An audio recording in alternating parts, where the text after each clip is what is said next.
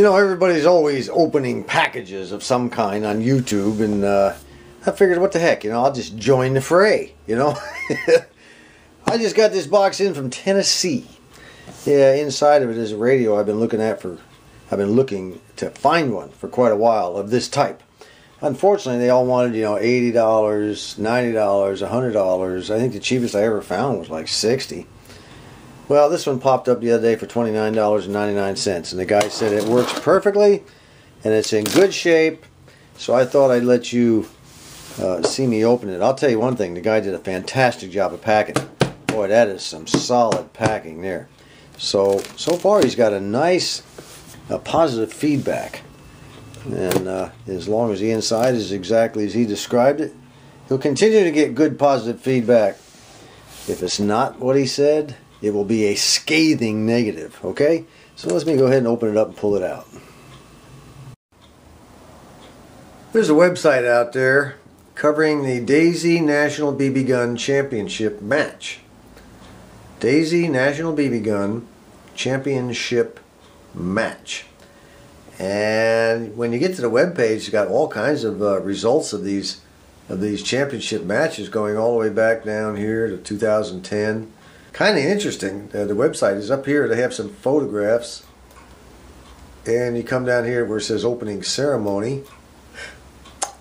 And there's a lot of people there. Look at all those folks there. My goodness, I'll tell you what, I'm just impressed to no end.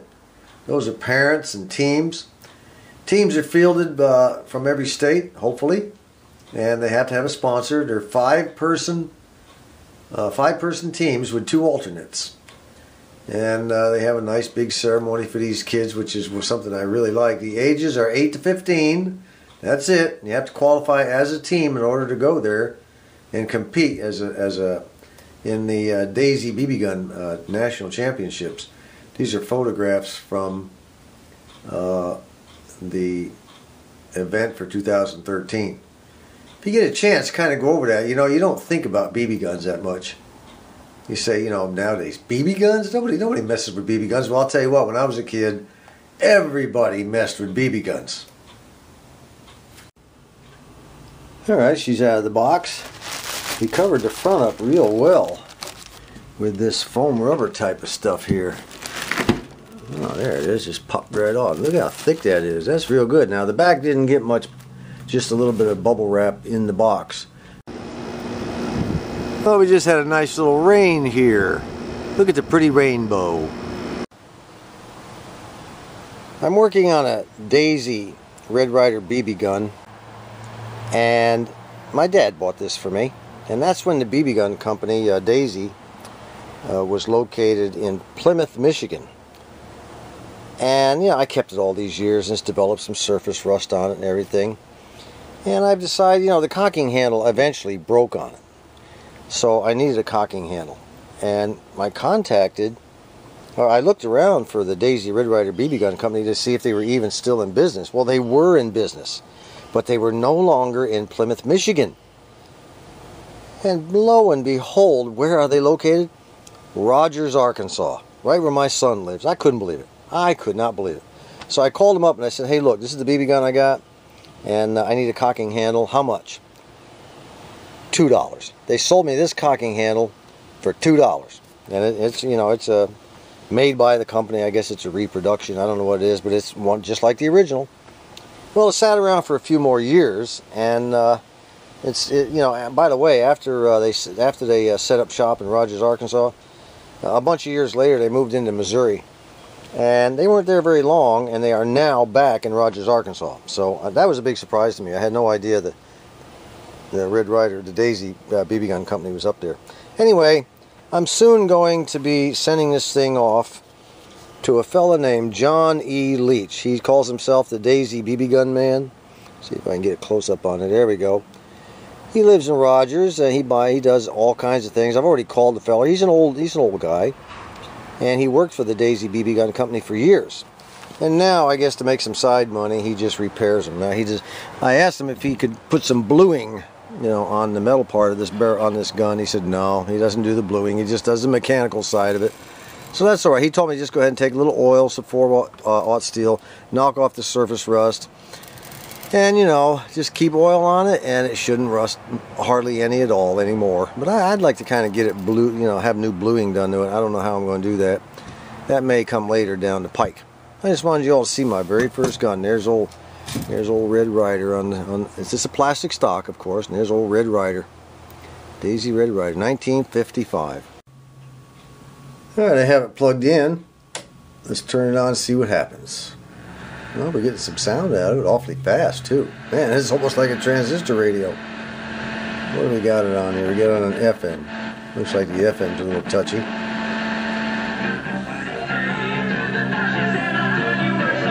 Not bad, not bad.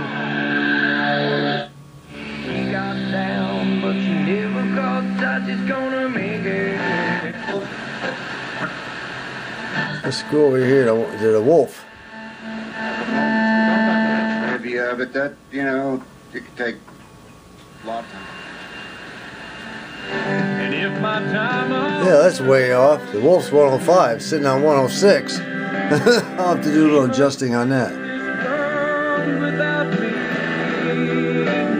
Not bad. Not bad. Let's try the AM.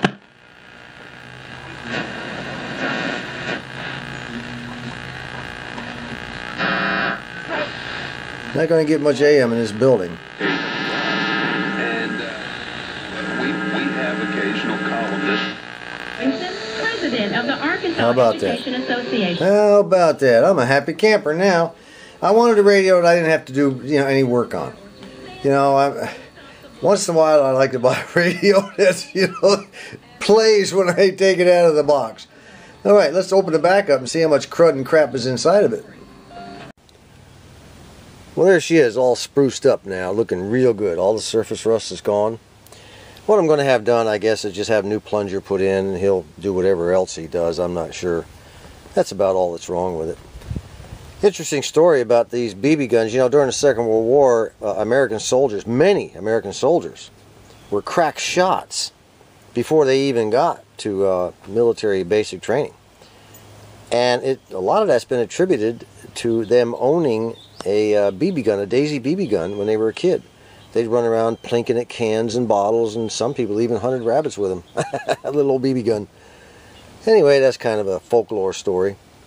They said by the time they got into basic training, they already knew how to handle a rifle, how to shoot it and everything. It just wasn't much further training that they needed. Cool stuff, huh? I'll tell you what, that's the most defined rainbow I think I've ever seen. It's got the orange, the yellow, the blue, both, you know, shades of each, and then a purple. I don't think I've ever seen one quite that defined. I've got the old radio transmitter fired up here today in my old Kobe MP3 player. I saved a few of those, shows from The Breeze I was telling you about, the Breeze website, and I decided to transmit it to a Westinghouse plastic radio today instead of the wooden one. Man alive. What a great job. You know, some of these old plastic radios, you gotta give them credit. They are great. Matter of fact, the last plastic radio I think I even bothered to turn on was a Zenith, I think it was. Boy, I'll tell you what, and this is the Westinghouse that I fixed. Does real good. I need to get back in that Westinghouse and pull those large capacitors out, put some smaller ones in. I can do that. I love to sing up. I love to wake up with the coffee and my mother. And with a flagger, with a cheer for Uncle Sammy, and another for my How clear that is. I love to sing. A team of Al Jolson and Cab Calloway. That's quite a combination. Actually, that film has been released by the War. I'll tell you what, if you don't have an AM transmitter, it really would behoove you to either build your own or buy one that's already made. And you don't need a big, large one like I have. You can condense it down to something, the size of this candy bowl here, or this plastic bowl that we keep candy in. You can, a one tube, a two tube, and it'll work great. It'll transmit throughout your entire house. Or you can even build a solid state one if you want. The 1956 album, The Swinging Miss D. Here's Dinah Washington with Somebody Loves Me. Somebody loves me. I wonder who. Good stuff. I just love having an AM transmitter. Somebody loves me. I wish I knew. Here's a dad helping his kid. I guess the different teams have different color shirts. I'll tell you what, I think next year I might have to go up there and watch that. That looks like lots of fun to me.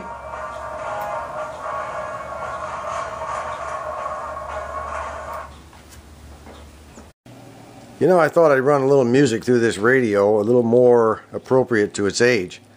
So let's run a little Baby Boomer radio through it. Baby Boomer radio.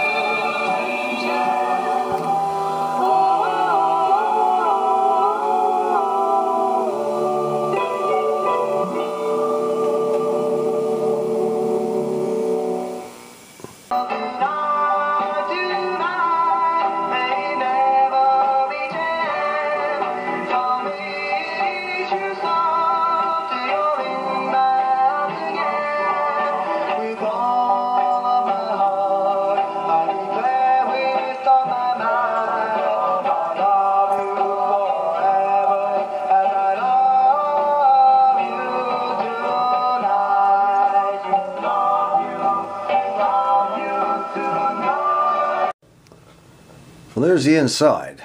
Boy, she's plenty dusty, but not bad, not bad. Plenty dusty. Incidentally, gear driven. No dial string. I like that. Lots of dust down in there. I'm going to have to get the old air compressor out and start doing some work. Still has the original filter can, and it is a selenium rectifier. But you know, she's still playing good. And I'm not going to change that rectifier out unless it goes. Nothing wrong with it. Just leave it alone. You know, you hear people yelling all the time, oh, you know, they go, they stink, they smell, you know, so what? You know, I'm not going to change something unless it's broken. Anyway, that's it. Incidentally, I did some digging around on the internet and found out this thing is apparently from 1962. Well, that about wraps it up for this Mish-Mash video. I appreciate everybody being here. Until next time, this is John. Look at that. Clear as a bell all the way across. Now if we can just get a double rainbow, that would be really cool.